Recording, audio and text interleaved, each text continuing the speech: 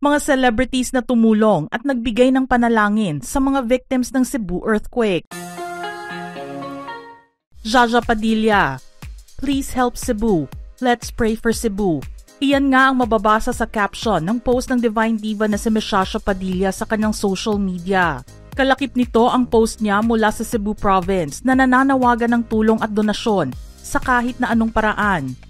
All forms of donations, volunteers, goods and transportation for those affected by the earthquake in the province of Cebu may be brought to the command center located at the tent area of the Heritage Park within the capital compound. The Cebu provincial government is accepting all forms of donations.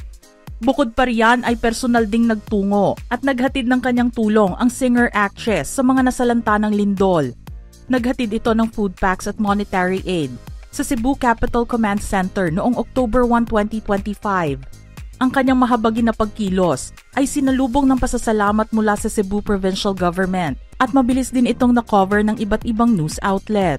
Nasa Cebu si Jaja dahil sa trabaho nito, kasama ang cast, staff and crew ng bago niyang proyekto na The Alibi.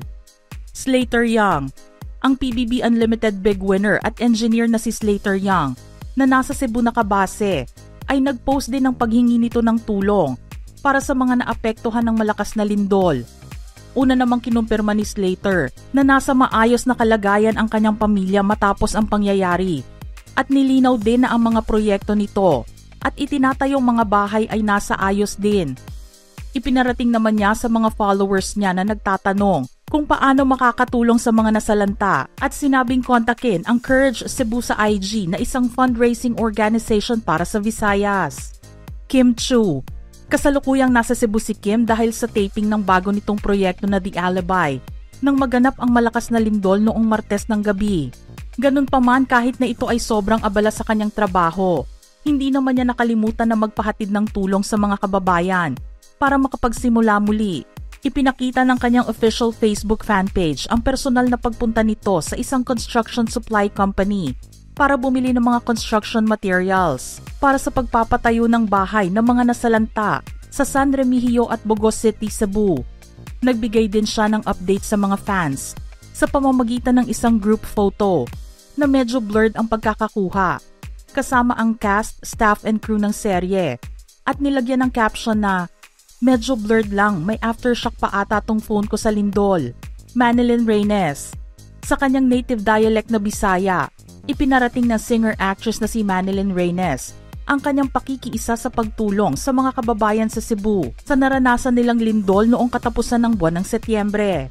Pinasalamatan din niya ang mga taong tumulong at nagpapahatid ng tulong sa mga nasalanta nito at nag-post din ng listahan ng mga emergency hotlines na maaaring makontak para sa karagdagang tulong. Ellen Adarna, ang dating aktres naman na si Ellen Adarna na taga Cebu rin, ay nagparating ng kanyang pagtulong sa mga kababayan na naapektuhan ng lindol noong isang araw. Isang post mula sa Operation Blessing PH ang kanyang nirepost sa social media na magpapakita ng paraan kung paano makakapaghatid ng tulong ang ibang mga kababayan sa mga nangangailangan sa Cebu. Sinagot din ng nasabing organisasyon ang isang commenter na nagtatanong kung sila ay lehitimo na naghahatid ng tulong. Anila, sila ay ang humanitarian arm ng CBN Asia na may hawak at producer ng 700 Club Asia, isang non-profit Christian media organization. Sila rin ay recognized ng PCNC at DSWD. Dagdag pa nila, every peso donated from our donors' hard-earned cash goes to serve our kababayans. Karen Davila, nirepost din ng broadcast journalist na si Karen Davila ang post ng Operation Blessing sa kanyang social media. Ayon sa post ng organisasyon, hinihikayat nila ang mga kababayan na kayang magdala ng tulong na mag-donate para sa pangangailangan ng mga nasalanta. A powerful earthquake struck Cebu, leaving thousands of families displaced and in urgent need. Many have lost their homes and access to food, clean water and medicine. You can make a difference today. Operation Blessing is now gearing up to deliver much-needed help to our kababayans in Cebu. Your generosity can bring life-saving relief, food, water, and medicines to families who need it most. It's Showtime family. Live ang airing ng noontime show na It's Showtime noong October 1. isang araw matapos na mangyari ang malakas na lindol sa Cebu. Hindi naman nila nakalimutan na mag-alay ng dasal at nagparating ng pakikiramay sa mga naapektuhan ng nasabing kalamidad.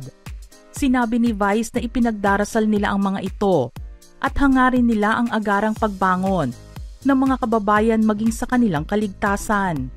Aaron Villaflor, ang naupo naman bilang 2nd District Board Member sa Tarlac at aktor na si Aaron Villaflor ay nag-post din sa kanyang social media ng isang panawagan at dasal para sa mga kababayan sa Cebu. Aniya sa post, dasal para sa Cebu, sama-samang lakas sa gitna ng pagsubok. Taos-puso po akong nakikiramay at nananalangin para sa lahat ng naapektuhan ng malakas na lindol sa Cebu at mga karatig na lugar. Sa gitna ng takot at pinsala, naniniwala akong ang pagkakaisa, malasakit at pananampalataya ang magsisilbing ilaw ng bawat pamilyang nasalanta. Nais kong ipagdasal ang mabilis na pagbangon, kaligtasan ng lahat, at agarang aksyon mula sa pamahalaan at mga ahensya ng serbisyong panlipunan. Sama-sama tayong manalangin para sa kaligtasan at mabilis na paggaling ng Cebu. Bea Bores. Ang controversial content creator at aktres na si Bea Bores ay ipinahatid din sa pamamagitan ng isang post ang pakikiramay nito sa mga naapektuhan ng lindol. Aniya sa post, "Let us pray for those who are affected by the earthquake. Please refrain from making jokes about the earthquake. It's insensitive, especially when the full impact is still unknown. Let's focus on sharing only verified and helpful information during this time." Mavi Legaspi and Ashley Ortega. Ang kapuso actor na si Mavi Legaspi ay nagpaabot din ng kanyang pakikidalamhati sa mga naapektuhan ng lindol.